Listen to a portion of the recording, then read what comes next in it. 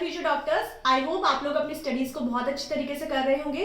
तो इस वीडियो में हम फटाफट से उन टेक्निक्स के बारे में बात करेंगे जिनको यूज करके आप अपनी एफिशिएंसी और एक्यूरेसी को इंक्रीज करके मैक्सिमम मार्क्स को गेन कर सकते हो।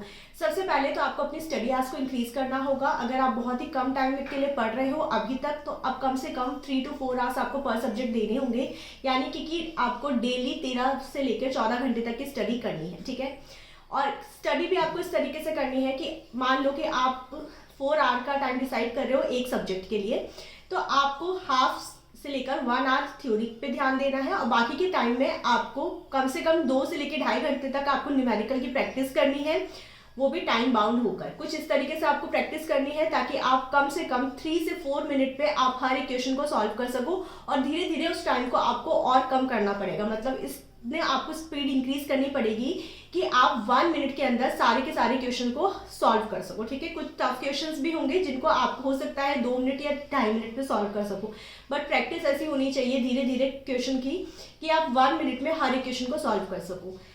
सेकेंड चीज आपको ध्यान रखना है इक्वल डिस्ट्रीब्यूशन, मतलब आपको डेली हर एक सब्जेक्ट पे ध्यान देना है। डेली आपको फिजिक्स पढ़नी है, डेली आपको केमिस्ट्री पढ़नी है, डेली आपको बायोलॉजी पढ़नी है।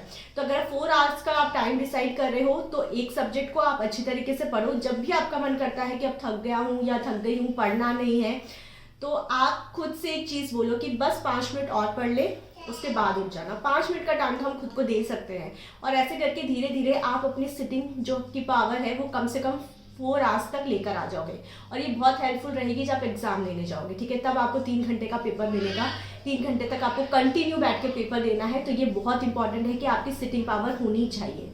तो इन चीज़ों का आप अभी से प्रैक्टिस करना शुरू कर दो ताकि आप अपनी एफिशिएंसी भी इंक्रीज कर सको और एक्यूरेसी भी। All the best.